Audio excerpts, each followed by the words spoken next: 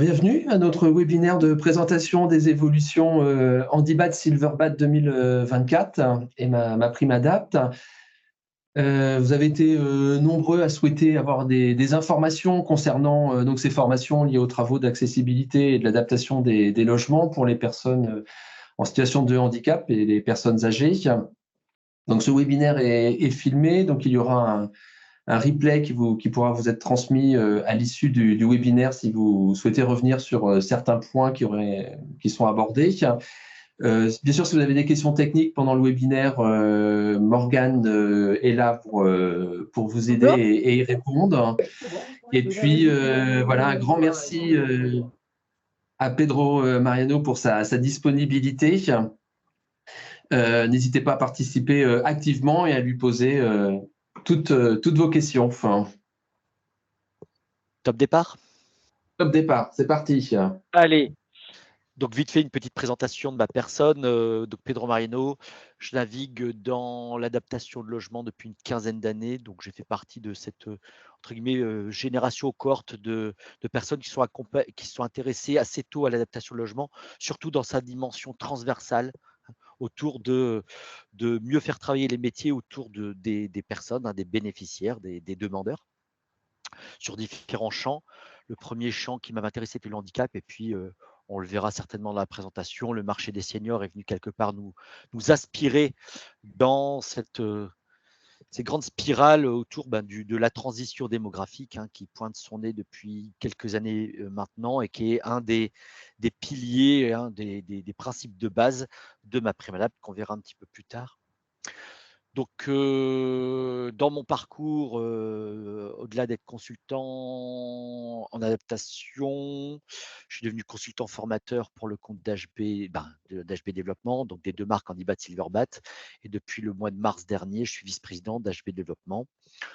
Petit point justement par rapport à ça, HB Développement, association qui porte les 2 marques Handibat, Silverbat pour le compte de la CAPEB, puisque la CAPEB est propriétaire de ces 2 marques, a fait évoluer ses statuts et sa gouvernance l'année dernière. Sur les 10 administrateurs, 10 sont CAPEB, sur les 10 administrateurs, 5 sont CAPEB, 5 sont des membres dits qualifiés, égale pompeusement des experts de l'adaptation au logement qui viennent un peu comme moi de la partie conseil autour de ça, de l'ergothérapie, d'architectes, bref, des métiers qui sont impliqués au cœur de l'adaptation de logement. C'était pour vous dire que ça avait aussi bougé l'année dernière, surtout sur la structuration et la gouvernance d'HB Développement, qui travaille donc pour le compte de la CAPEB sur ces enjeux-là. Le mandat, pour le dire en une phrase, qu'a donné la CAPEB en conventionnement auprès d'HB Développement, c'est de favoriser l'accès au marché de la silver economy et du handicap aux artisans, en direct. Le en direct n'est pas neutre, c'est de favoriser l'accès en direct aux artisans à ces marchés de la silver eco et du handicap. Je verrai le détail dans les marques. Petite présentation du coup. Je vais vite pour surtout donner le temps aux questions. Petite présentation, si on arrive à la voir, et confirmez-le moi si vous voulez bien, au Ça diapo sur fonctionne. les marques. Super. Ça fonctionne nickel.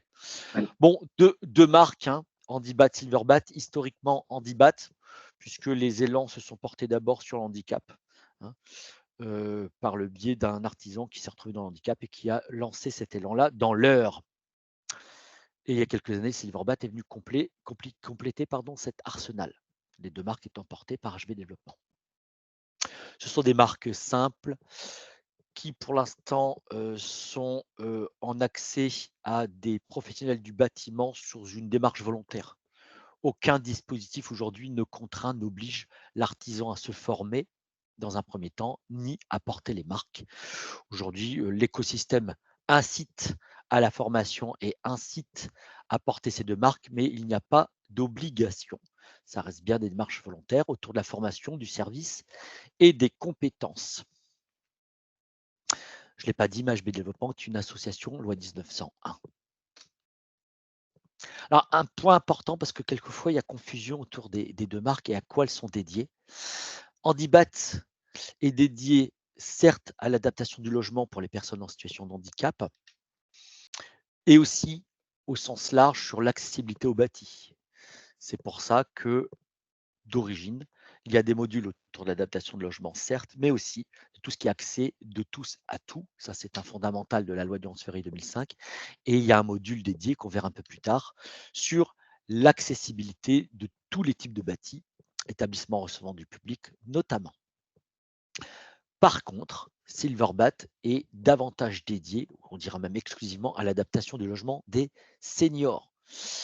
En 2014, Arnaud Montebourg, ex-ministre, lance la Silver Economy et on va dire les tenants de la marque Handibat à l'époque se disent que il fallait suivre le mouvement et peut-être adapter l'approche et de faire émerger une nouvelle marque, davantage entre guillemets marketée, pour être très direct avec vous, marketée sur les enjeux de la Silver Economy. Donc à aujourd'hui, quand nous formons nos artisans, quand ils demandent à porter les marques dédiées à l'accessibilité ou à l'adaptation au logement, on leur ouvre les deux marques simultanément, Handibat et Silverbat. Lors de la formation, on leur explique le mouvement autour de ces deux marques et on leur parle de cette charte s'ils demandent après cette formation à porter les deux marques, ils s'engagent à signer une charte sur 3 engagements, 9 exigences. Je vais les balayer très vite. C'est surtout autour des compétences, hein, autour du conseil, notamment, on le verra plus tard, autour du conseil que l'on demande à nos artisans en situation chez les personnes, c'est que les artisans puissent pouvoir dresser le portrait robot des dispositifs d'aide, puisque un des premiers conseils que demande le bénéficiaire au-delà des aspects techniques et des conseils d'aménagement, il va en second lieu souvent dire mais finalement qu'est-ce qui existe en termes d'aide, comment je peux y accéder et donc l'artisan s'engage à fournir ces informations et la formation lui permet de pouvoir les fournir sans dire trop de bêtises. Un point aussi important, c'est que dans cet aspect conseil, on va demander à l'artisan de pouvoir orienter les personnes sur des métiers autres que le bâti en tant que tel, stricto sensu, de la pose. Et donc, pour être très direct, on va en formation faire intervenir des assistants à maîtrise d'ouvrage, des ergothérapeutes. Et dans le cadre de ces interventions, l'échange fait que les artisans entendent, comprennent les enjeux de l'accompagnement au sens large, de l'AMO et de l'ergo en particulier. Et ça permet en formation aussi de finalement comprendre ce que chacun attend de chacun, toujours dans l'idée de fiabiliser, accélérer et solvabiliser le projet des personnes. Ce sont les 3 piliers d'adaptation aujourd'hui. Ça fait des années que, en tout cas moi, à titre personnel, je m'appuie là-dessus pour montrer que tous les acteurs dans l'accompagnement des projets tournent autour de ces 3 ambitions, accélérer, fiabiliser et solvabiliser les dossiers.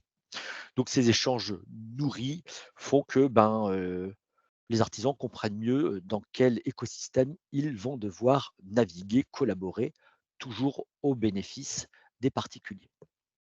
Dans le cadre de l'adaptation de logement et après des établissements recevant du public sur la partie accessibilité, bien sûr. Le service, bon là on est sur des enjeux un peu classiques, on va dire, autour de l'artisan, mais quelque part on demande à l'artisan d'être d'autant plus, on va dire, attentif sur cette partie service, notamment sur la réactivité, puisque chez les seniors notamment, on est sur de la prévention primaire ou secondaire, égale avant première chute ou avant seconde chute. Deuxième chute, pardon, parce que des fois il y en a plusieurs, plus 3, 4. Donc là, on demande à l'artisan d'être plus rapide et surtout d'avoir un devis clair et détaillé. Alors, ça paraît bateau comme ça, mais dans le cas de l'adaptation de logement, c'est un enjeu très très fort pour, encore une fois, fiabiliser et accélérer le traitement de ce dossier et de faire que la personne soit le mieux servie possible. Le président CAPEB répond à une formulation que je trouve plutôt pertinente, c'est de toujours assurer qu'on ait le bon geste chez les personnes. Dans le cas de Submission, HB Développement délivre la marque, certes, mais elle s'assure aussi de la bonne tenue de cette charte par les professionnels. Une déontologie, je vais aller très vite, c'est de pouvoir, on va dire, utiliser les outils de la loi du 11 février 2005, hein, qui nous donnent quelques aspects techniques et puis quelques aspects déontologiques que je vais zapper rapidement parce que là, il faudrait beaucoup de temps pour les détailler. En tout cas, un truc qui est écrit là, qui est essentiel, en tout cas, c'est d'être à l'écoute du particulier. Pour vous donner un petit élément, hein, qu'est-ce qui est la grosse différence entre de l'énergie, donc de l'intervention de nos artisans sur la partie énergétique, par exemple, plutôt que sur la partie adaptation de logement. Bah, d'un côté, on est sur un marché avec de nombreuses normes à appliquer et on est centré bâtiment, hein. On est centré bâtiment. Dans l'adaptation, les normes ne sont pas exigibles et on est centré plutôt patient, bénéficiaire, en lien avec le bâtiment. Donc, on a 2 approches complètement différentes. Pour être titulaire de marque, eh ben, il faut être formé, ça c'est essentiel, c'est le passage obligé. Il faut avoir réussi les QCM à l'issue de chaque module, être détenteur des assurances obligatoires au métier pratiqué par l'artisan, de faire une demande, et c'est une demande express, hein, il faut faire un dossier. C'est pas parce qu'on est formé, ça c'est important, il y a souvent une confusion. C'est pas parce qu'on est formé qu'on est handibat, silverbat. On est d'abord formé, puis l'artisan porte sa demande auprès de la CAPEB locale, notamment de la commission qu'on verra après, la commission départementale de consultative pour l'attribution des marques. Et il s'acquitte d'un petit abonnement d'une centaine d'euros hors taxe quand il est CAPEB. Vite fait, il fait sa demande. Une commission pluridisciplinaire, pluripartenariale se met en place. La demande est observée. On lui octroie, on propose de lui octroyer ou pas les marques, et HB Développement est récipiendaire de cette proposition et en gros aujourd'hui, à 99% des fois, entérine la proposition du département. Et cette marque est à renouveler tous les ans. Pas la formation, elle est valable ad vitam aujourd'hui, pratiquement. Il y a des choses qui sont en train de se valider, mais en tout cas, l'attribution de marque se fait annuellement et l'artisan redemande tous les ans cette marque avec la petite contribution qui va bien, et surtout des références chantiers pour que la commission pluridisciplinaire puisse évaluer la bonne tenue des chantiers et le respect de la charte qui aura été signée au préalable par l'artisan. Une formation modulaire complète, oui, dans ce qu'il y a 3 modules. Un module incontournable de base qui est un module, on va dire, autour des fondamentaux, à savoir pour la suite des différentes formations. Donc là, en gros, on forme les artisans, on les sensibilise sur tous les enjeux des situations handicapantes au sens large, qu'on soit dans le handicap avéré, administrativement reconnu, ou que ce soit autour du vieillissement. Et on fait intervenir, dans le cadre de cette formation, une personne en situation de handicap pour les sensibiliser sur des situations réelles que l'on simule sur le lieu de formation. Il s'appelle accessibilité et adaptation de tout pour tous. Là, on est vraiment sur les enjeux de la loi du 11 février 2005. Le module B qu'on a revu dans ce que, avant cette année, le module B traitait du logement individuel et que du logement individuel, et le logement collectif était éclaté dans un autre module. On a rapatrié tous les enjeux du logement dans un même module, le module B, logement collectif et individuel. C'est là, notamment sur cette journée, que l'on fait en présentiel. Je ne l'ai pas évoqué, mais c'est du présentiel sur des modules d'une journée. On a plaisir à accueillir une ergothérapeute et un assistant à maîtrise d'ouvrage et quelquefois même la MDPH sur la partie handicap. Donc là où on a remodelé tout ça, c'est que, je le répète, le module B fait logement collectif et individuel en un seul et même module. Et un troisième module possible, hein, optionnel, comme d'ailleurs le module B, hein. On peut faire module A de base et partir directement sur le module C, ou module A, module B et y rajouter le module C, hein. Tout est complètement optionnel, sauf le module A. Et ce module C, pareil, on avait les petits ERP dans un module C, les autres ERP dans un autre module annexe. On a refondu la formation, on a tout reconcentré sur un seul et même module. Donc au lieu d'avoir 4-5 modules auparavant, nous n'en avons plus que 3 où on a tout recompilé, recondensé pour éviter que les personnes reviennent trop souvent. C'était une des limites de nos formations.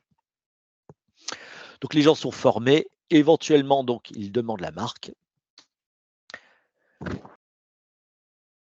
Du coup, quand on est titulaire des 2 marques, ben, on est réputé formé et d'avoir eu cette envie aussi de se rendre visible à travers notamment les commissions où leurs dossiers sont présentés et les partenaires, ben, prennent connaissance qu'il y a reconduction de la marque pour tel ou tel artisan ou un nouvel arrivé, ben, de proximité, hein.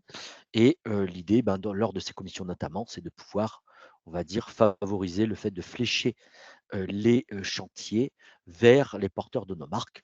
Donc la commission d'évaluation des demandes est un des vecteurs. Un autre vecteur, c'est que les porteurs des marques sont référencés sur les 3 sites internet Handibat, Silverbat et HB Développement.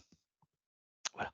Pour vous présenter très vite fait en accéléré la démarche Handibat, les chantiers actuels et ce qu'on fait évoluer pour cette année, puisque pour tout vous dire, MaPrimeLab a porté ses attendus tellement tard que ben, on est un petit peu en train de courir après ce lancement.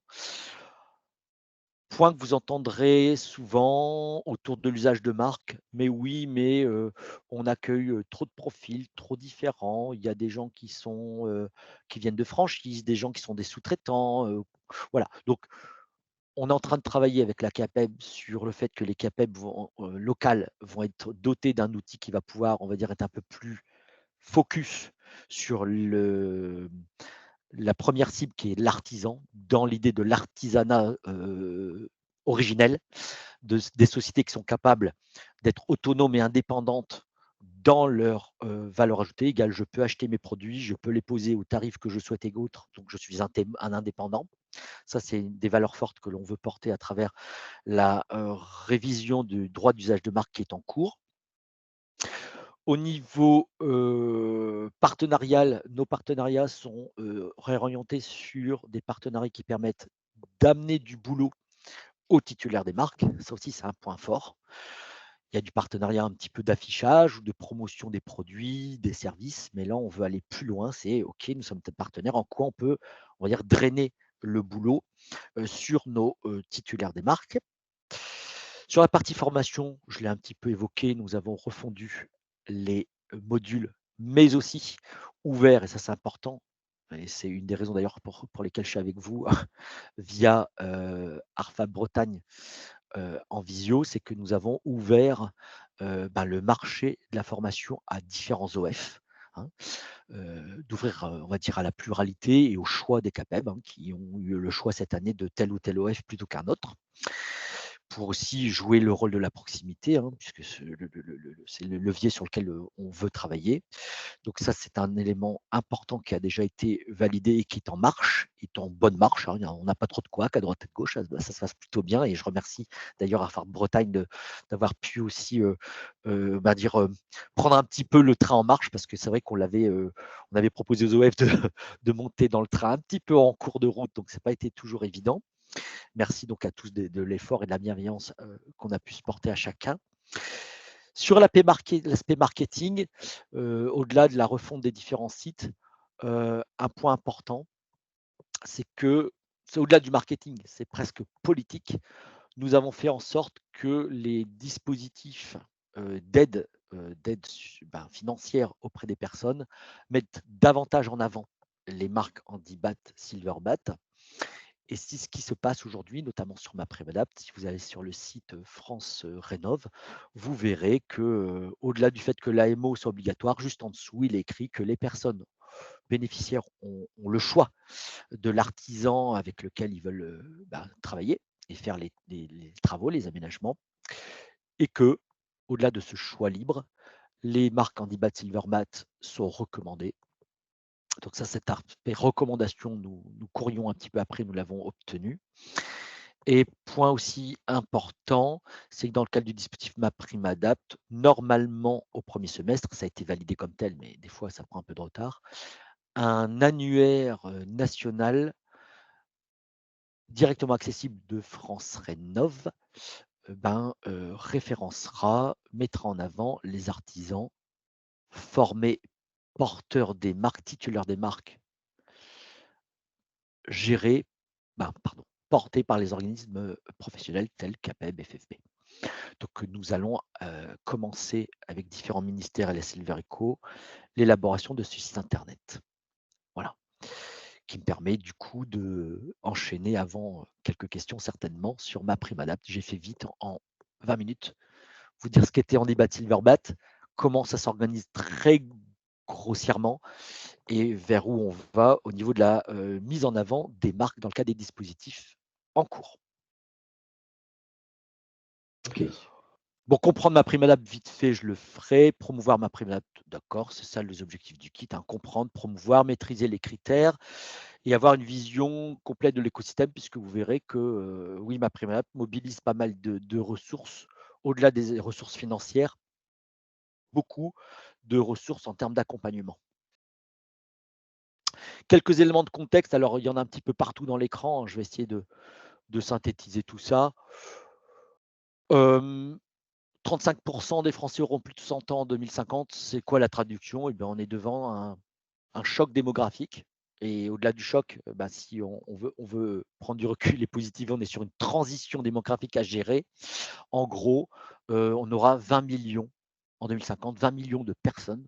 Donc ça veut dire que dans la rue, quand vous vous baladerez, une personne sur 3 sera un senior de plus de 60 ans.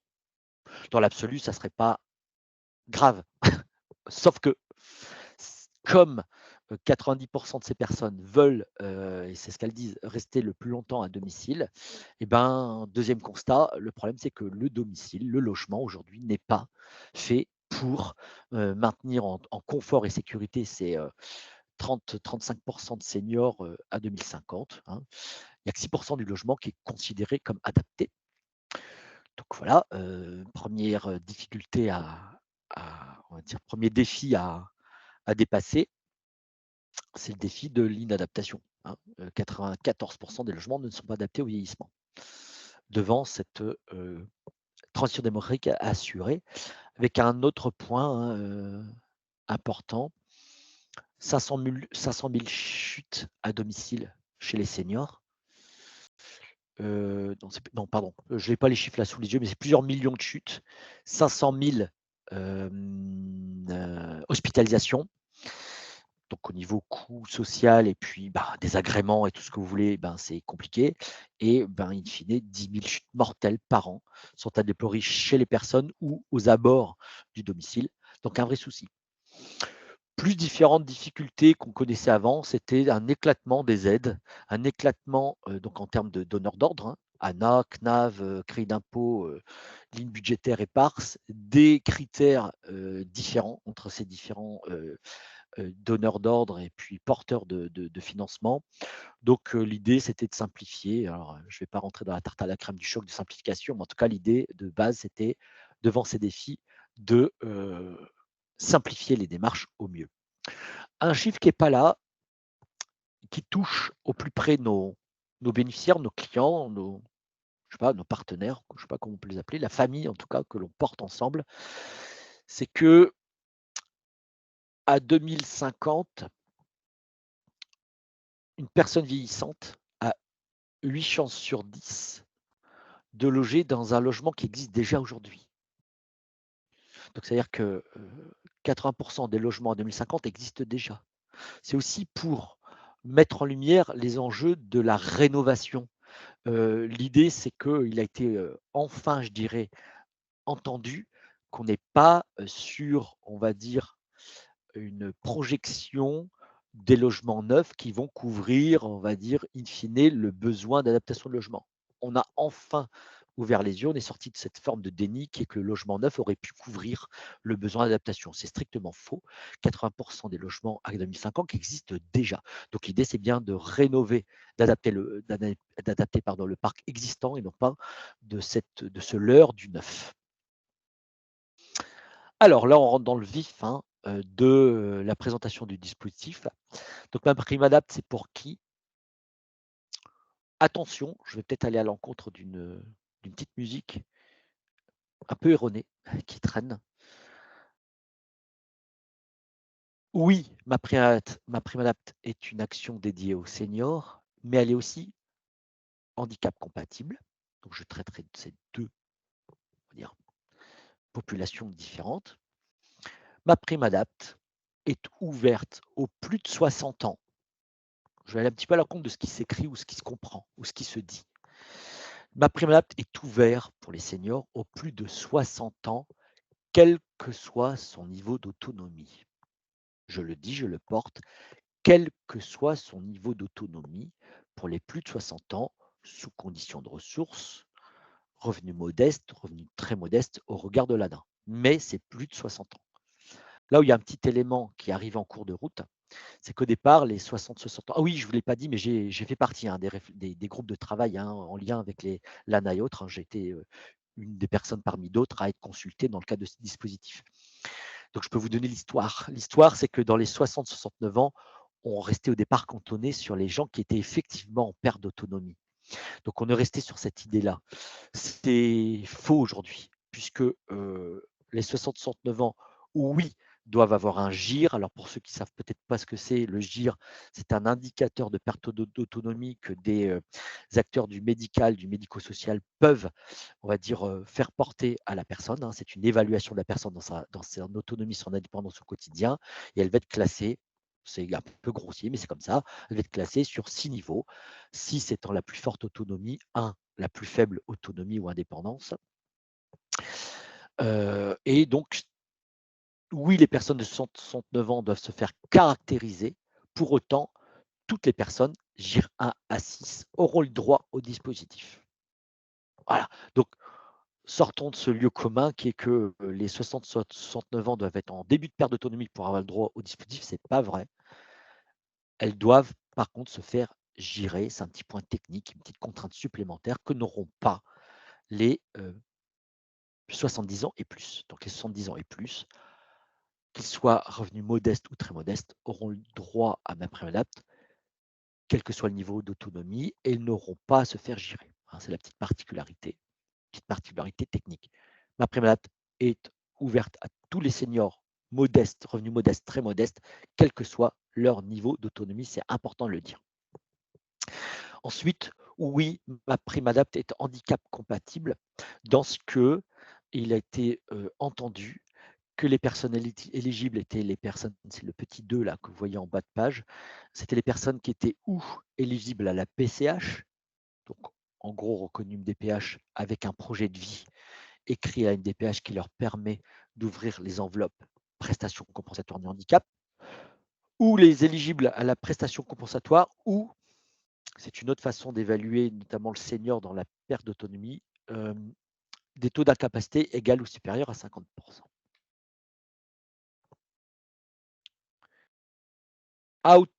Quel autre élément aussi important que je n'ai pas encore dit, c'est le fait que les personnes bénéficiaires sont des propriétaires occupants du parc privé ou des locataires occupants du parc privé. Alors, on est bien sur les fondamentaux de l'ANA qui délivrait et qui délivre des subsides aux propriétaires du parc privé et aux locataires du parc privé.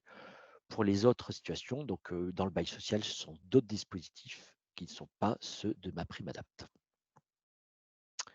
Donc là, on vient de dire qui y a droit, combien.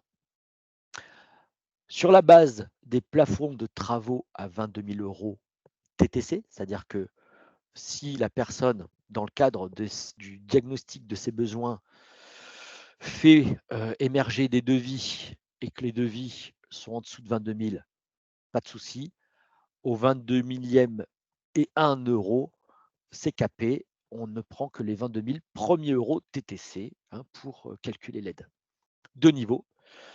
Pour les deux revenus très modestes, 70% de ces 22 000, si vous prenez vos calculettes, ça fait 15 400 € disponibles pour les personnes. 50% pour les modestes égale 11 000 €. Le parcours rapidement, même si on le reverra plus tard, la personne fait une demande auprès des guichets, hein. Donc globalement, c'est France Rénov ou ses relais locaux. L'AMO sera obligatoire. Donc l'assistant à maîtrise d'ouvrage, c'est un organisme privé, associatif autre, qui a délégation, on va dire, de la part de l'ANA pour venir faire une évaluation à domicile des besoins de la personne, de porter une première préconisation sur le projet pour couvrir le besoin des personnes et de aussi accompagner la personne à faire son dossier de demande et à aussi travailler sur le reste à charge, puisqu'a priori, on part du principe avec 70% et 50% qu'il y aura du reste à charge. Donc l'AMO sera obligatoire.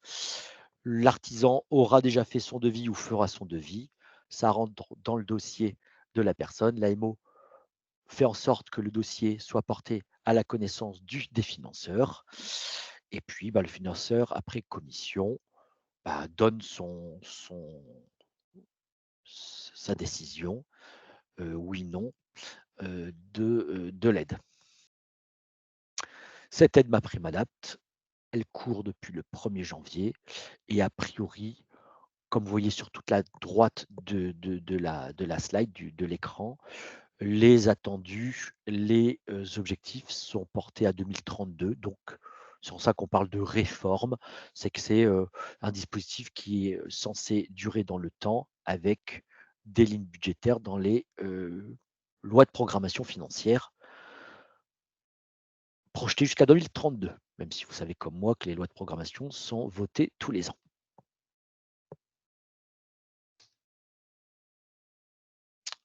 Voilà, des objectifs ambitieux. On sera sur, normalement, on va dire, grosso modo, une vitesse de croisière de 50 à 60 000 logements.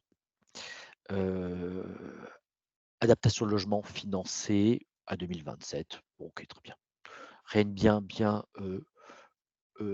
important sur cette slide, hormis de vous dire un point important, c'est que sur la gauche, vous voyez ce qu'on aurait dû faire en 2023, 40 000 logements. Des fois, on me pose la question de Pedro, est-ce qu'il y aura assez d'argent pour les ambitions de MaPrimeAdapt'? J'en sais pas grand-chose parce que toute projection et toute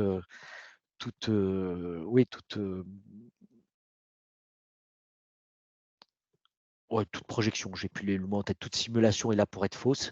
Ce que l'on sait, c'est qu'on devait être à 40 000 logements en 2023, on a été à 25 000.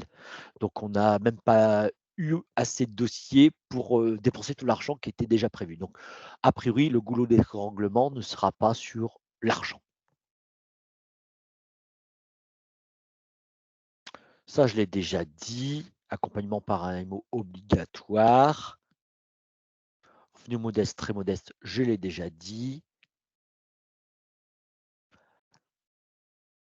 Bon, on parle de résidence principale, hein, ça, ce sont les principes de base de l'ANA.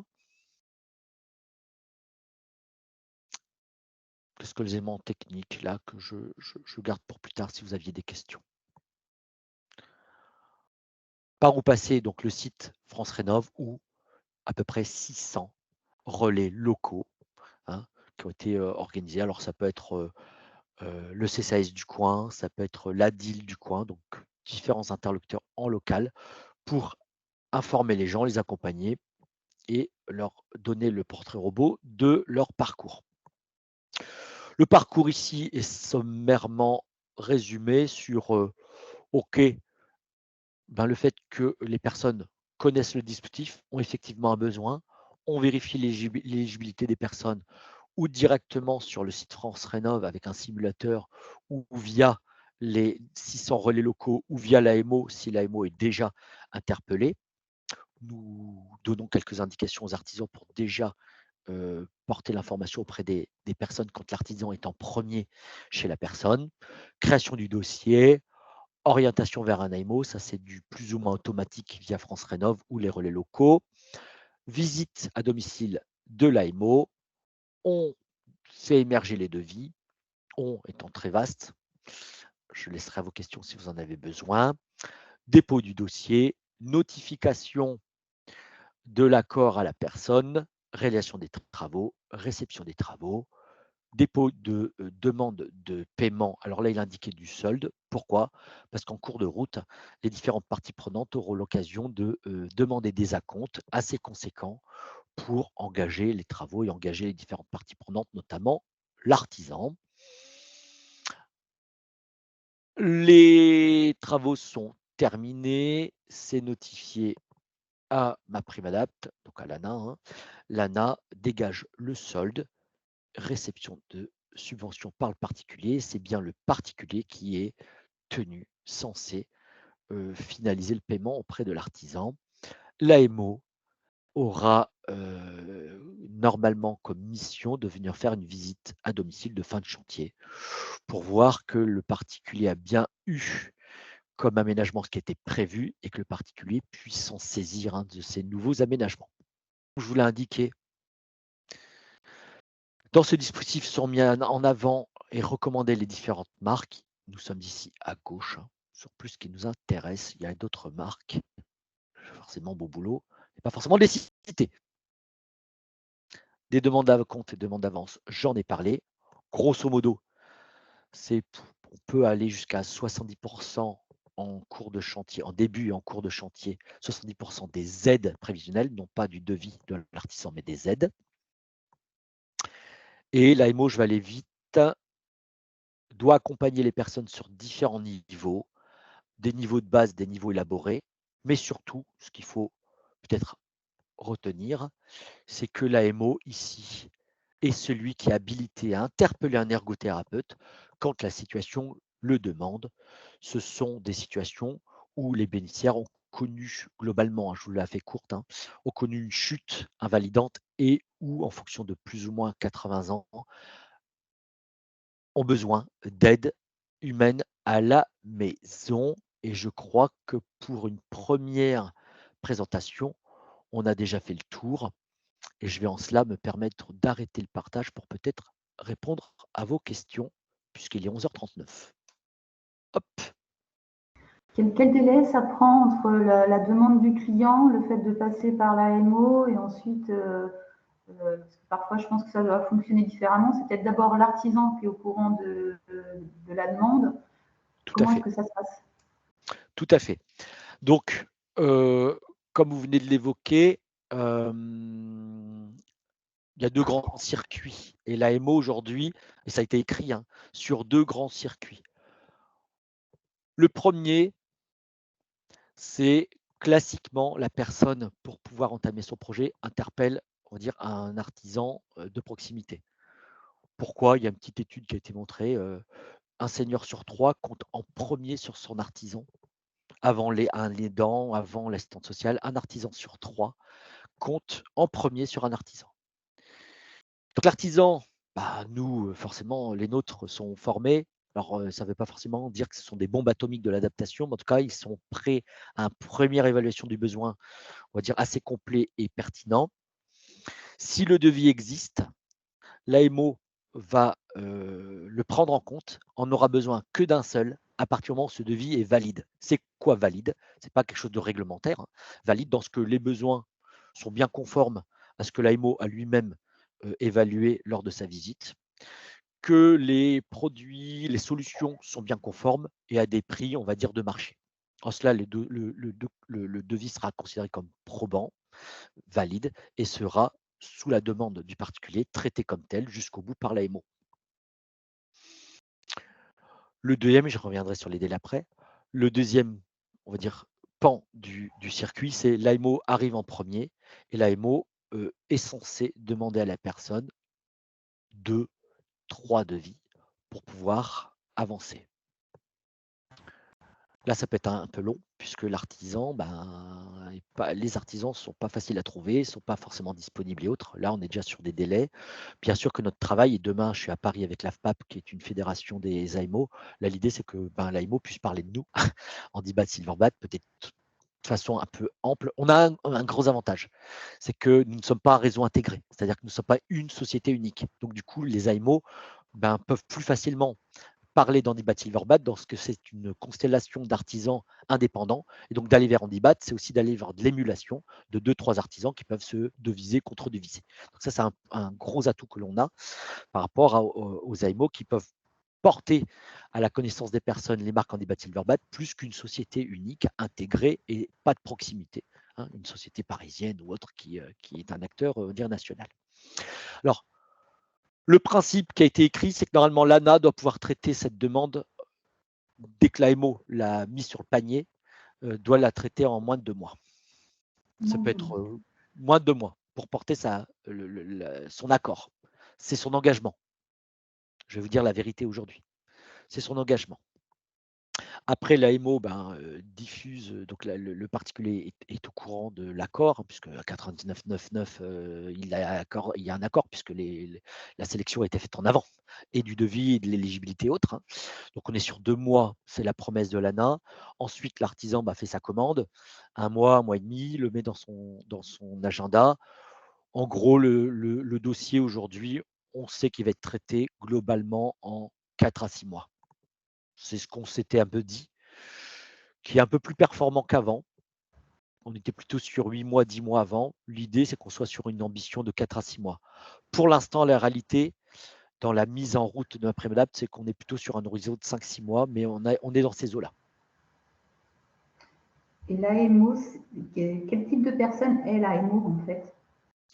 L'AMO, donc, comme bagage pour réussir à comprendre les devis, est-ce qu'il ne se base que au niveau du chiffre ou est-ce qu'il y a quand même une petite partie technique qui rentre en compte?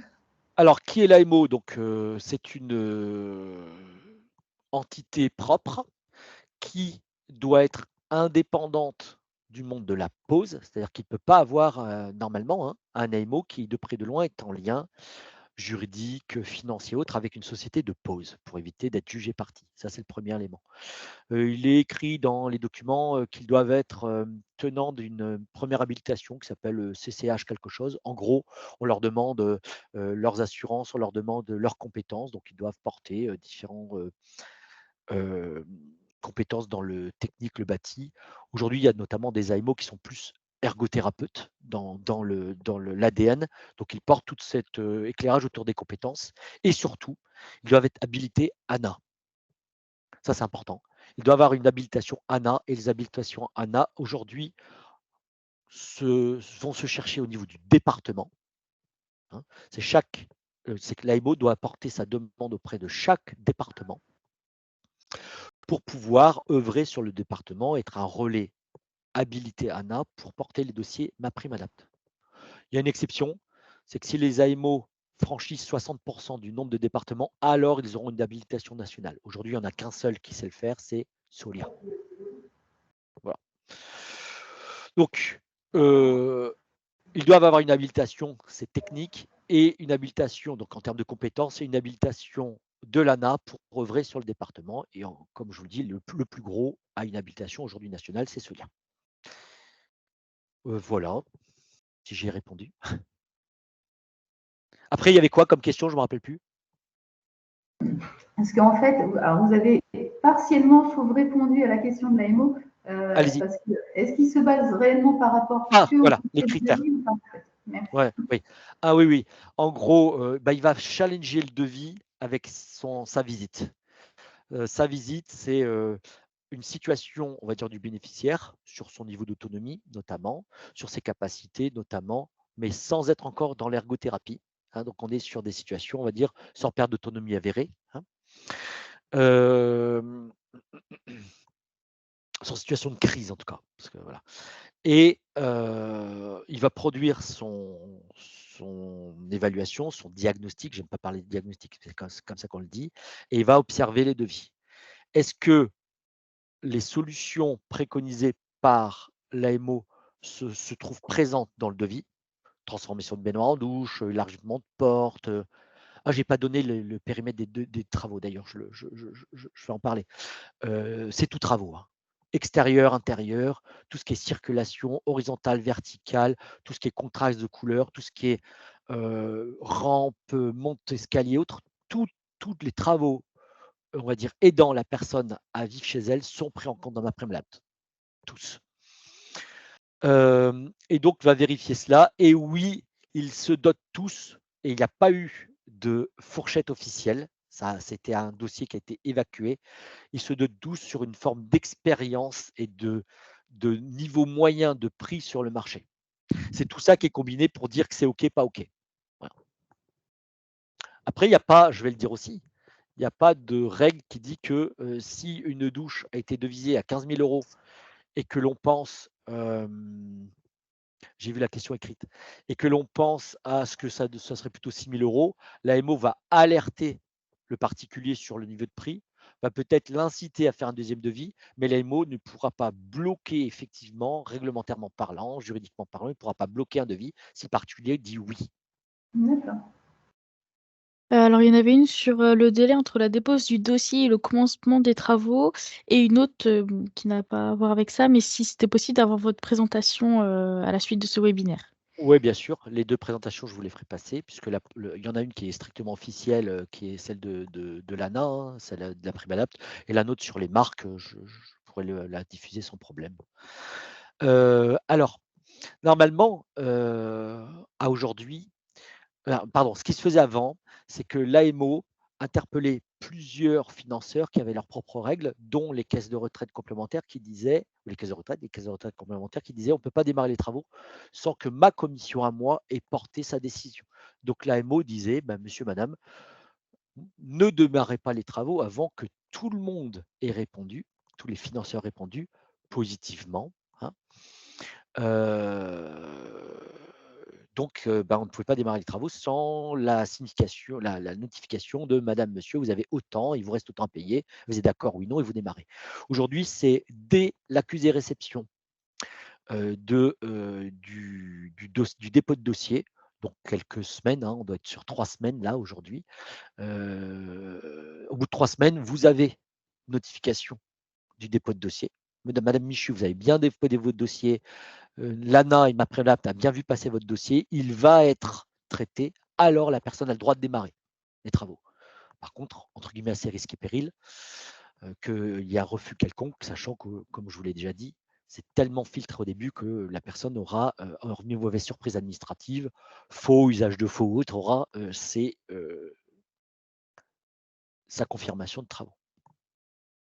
On est sur 3 semaines à peu près aujourd'hui pour avoir la notification de dépôt. Et là, la personne peut démarrer les travaux. On avait une autre question de Catherine. Alors, si je suis contactée directement par un particulier pour adapter sa salle de bain et ou son logement, comment dois-je procéder? Car certains de mes clients âgés ne maîtrisent pas Internet, etc. Mais vers quel organisme dois-je les diriger? Puis-je les aider à faire leur dossier? Donc, je suppose que Catherine est une tenante d'une société de pause. Parce que c'est un artisan. J'imagine. Oui, c'est ça. Peut-être. Ah, voilà. Si on se met dans la position de l'artisan. Voilà. Il y a la réalité et moi, ce que je préconise. Donc, la réalité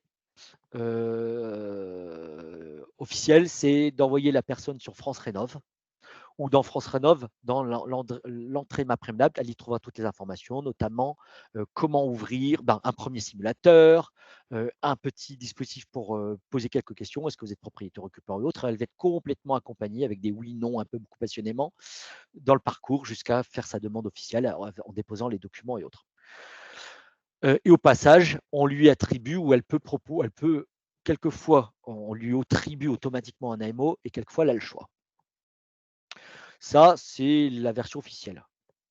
Moi, ce que je dis pour sécuriser le parcours, c'est que vaut mieux que le poseur aille chez la personne en disant écoutez, je viens chez vous, on verra ensemble de quoi vous avez besoin, on voit ensemble la tête du premier devis, hein, et puis en fonction de cette tête, la tête de ce devis, on verra la suite au niveau éligibilité. Alors pourquoi je préconise ça? Parce que, on l'a vu tout à l'heure, si le devis n'est pas déjà sur la table de l'artisan, l'AMO est censé en demander 2 ou 3.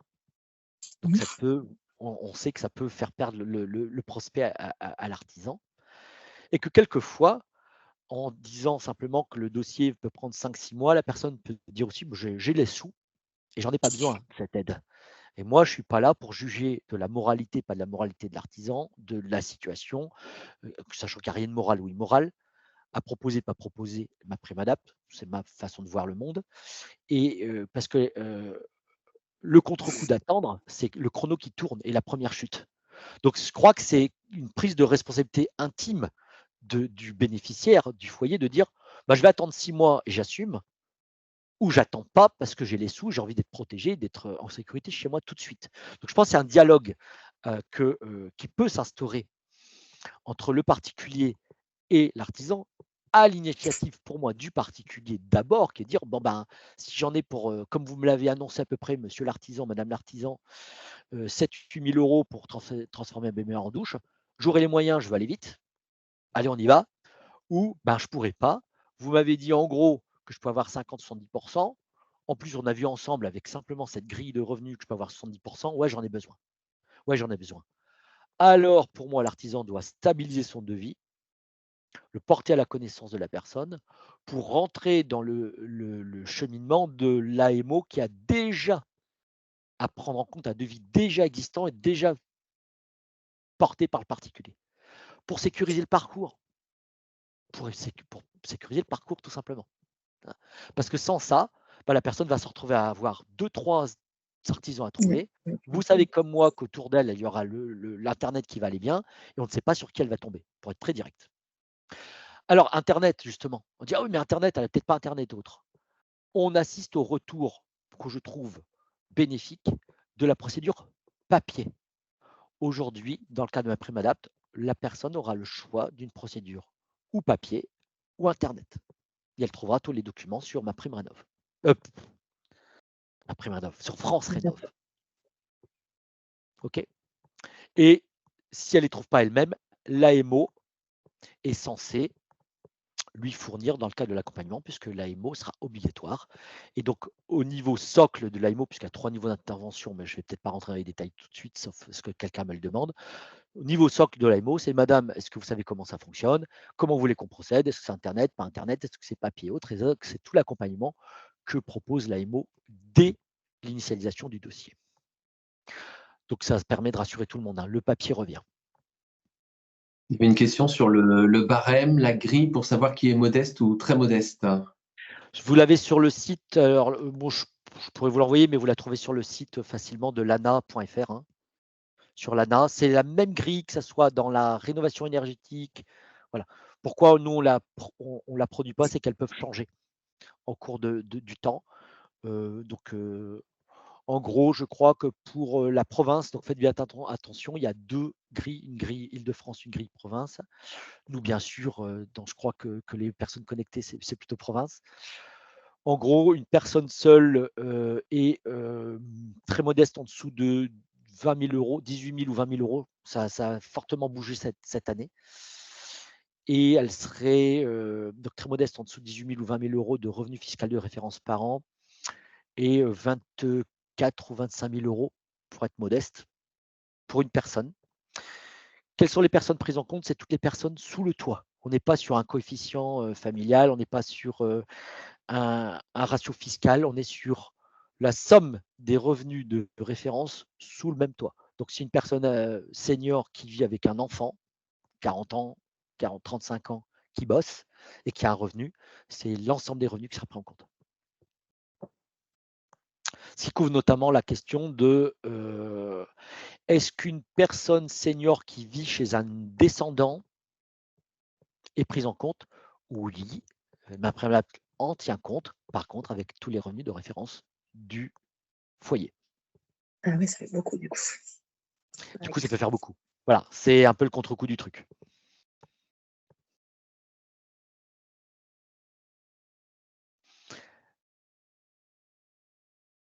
Donc, mon conseil que je donne en formation auprès des artisans, c'est portez votre préco à vous, avec les outils qu'on vous donne en formation. Faites un devis qui vous semble le plus cohérent possible. La personne l'engage auprès de l'AMO lors de la visite de l'AMO. L'AMO recontactera l'artisan pour discuter de la complétude et la pertinence du devis. Enlève-moi ci, rajoute-moi ça, un petit peu à la marge. Mets-moi une mention en plus, en moins, et il y a une discussion qui s'engage parce que l'artisan veut vous porter comme étant l'artisan, le bénéficiaire veut travailler avec vous, quoi. Voilà.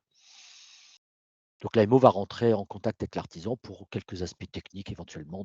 Voilà. C'est pour ça qu'il y a une grosse différence entre les artisans formés et pas formés, puisque la première préco de l'artisan sera plus ou moins pertinente en fonction du niveau de compétence et de sensibilisation qu'on a pu porter auprès de l'artisan.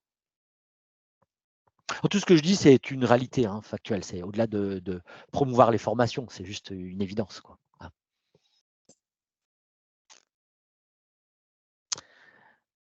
Bien, je vois on arrive à midi. Ouais, je ne sais pas s'il peut y avoir une dernière question, mais voilà, après, les documents, je vous les enverrai, et puis voilà. Puis là, c'est en train de se lancer.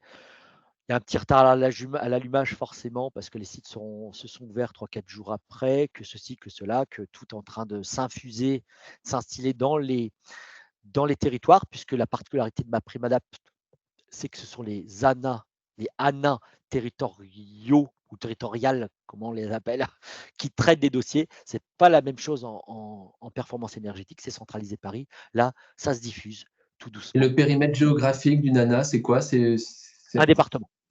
un département, d'accord. Et il y en a dans chaque département. Même dom-tom. Voilà. OK. S'il n'y a plus de questions, on va pouvoir s'arrêter là. Merci à vous, Monsieur Mariano, pour ce webinaire et à vous tous pour votre présence.